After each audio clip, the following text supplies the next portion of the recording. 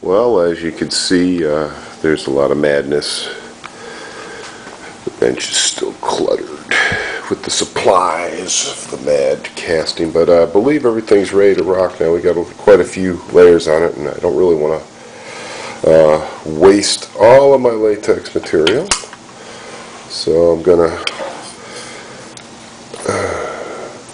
guess we could use this for a fill light, huh? Wow, just like movie making. So, what we got going on, there's some parts here, and yeah, it's dry. Now, this is the big deal. Let's see if the thing will actually come off like I hope it does. It's going to be some kind of yeah, it's coming off. We're doing this live now, so if there's failure, I'm prepared for it. It's called the delete button. No. I want you all to see how this stuff works. Now, as you can see, it's just coming right off of the blue tape. And the clay is coming off nice off of that. And the stuff really shows everything. So there's the eyeball, which I just played with, just doing. And put that away. And now, it doesn't look like much. But all I need to do is fill this part up to here to here. I don't have to fill it all the way up. Just fill the eyeball. And I'll just support it like this. No big deal. See? It's because we've made it thick enough and stiff enough, it'll just lay there. And I'll pour some of the polyamide epoxy in there. People call it casting acrylic. It's kind of a misnomer.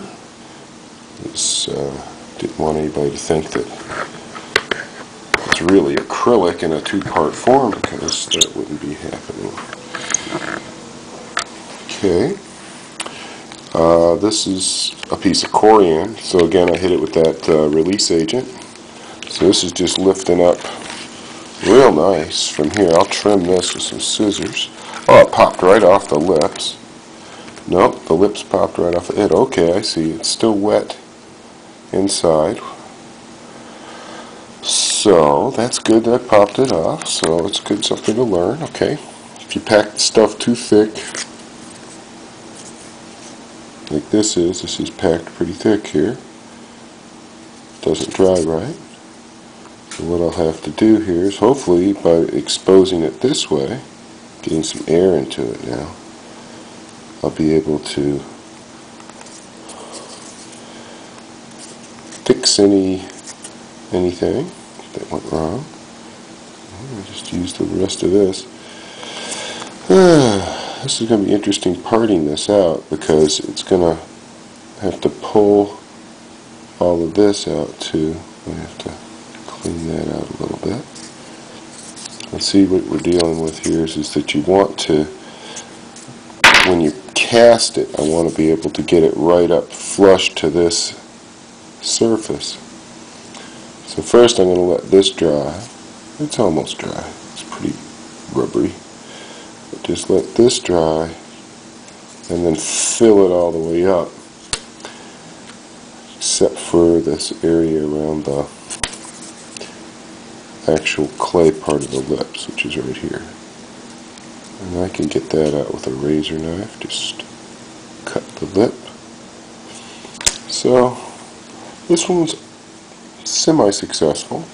I probably could have nailed the lips down flatter to the...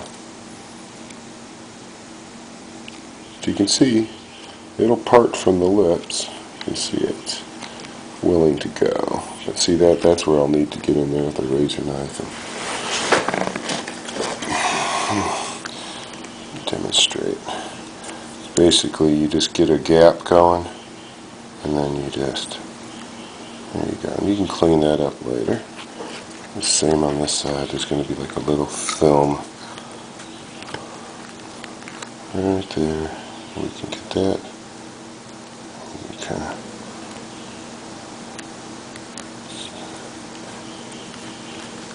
Obviously it's rubbery. See, it's right the part that kind of washed under it because it wasn't sealed all the way to the, there we go. Alright, see now we're about to the clay now.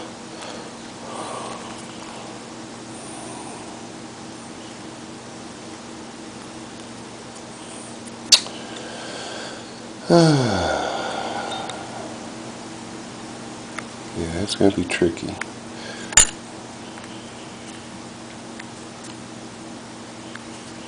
But that's basically what I wanted to get to. I wanted to be able to see the clay. There we go. Okay. I either have a very dull razor blade here, or this is some tough rubber, huh? Alright. There we go. Alright. Now you can start to see that lip plug. See, this is something I want to have there to that's why you use latex for these things, because I actually want the lips to have an in and an out contour. They're going to be lush and curving on the outside. So this actually is a very important part of it, to give you that perspective of the lips going all the way in. This whole back is going to get sanded a lot, and so that it be completely flat and be easy to glue onto a piece of plastic. So that feels like that is dried up now. It's almost there yet. It's getting there. Yeah, it's a lot drier today. Yesterday it was like 90% humidity in the shop. I was having a heck of a time getting anything to happen. But now I think that all I need to do is just dab some. Now here's another trick. These brushes, when you stick these into the latex dries on them instantly and it destroys the brush first use. So what I do is I just have a cup of water that I already have washed the brush in many times, and you don't have to have it super clean or anything, but you want it wet. Okay, and the water and latex is no problem. You can even wet the area that you want to get onto. And then what I do is I take out the excess water out of the brush with a towel there. And now we just want to fill in that little part there. So here's my deal.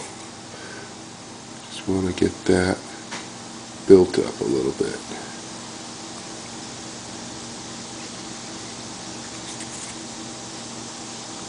Yeah. And then I'll make it bond real good too. I want to make sure. So the next layer I'll go a little thicker. But the idea is I just want to build up the center of that. And you can use a little tool and get it only as you can't get it too thick. It just won't dry right. But I wanted to get this nice and soupy and wet so it kind of level in there. Because you can thin the latex with just a little bit of water, like as much as that's in a wet brush. It's perfect. See, I got like the little corners of the mouth and stuff, which would be very hard to get the brush into, but I can get the little knife that I've made here out of wood. You know what they say, in the house of the blacksmith, the knives are all made of wood. So now I'll just subject that again to the old lamp here. And you don't want to use like a really hot lamp. You want to use either that at a distance, or you can take one of these CCL type energy saving lights and you can get it right on top of it, because it's not a whole lot of heat, but it's the light and the reaction to it. And then next up, we're going to be looking at popping this bullet out of the clay, and we'll do that live and see how it turns out. Okay, Cyber Druid, PC, Inappropriate Content Mod, Lamptron,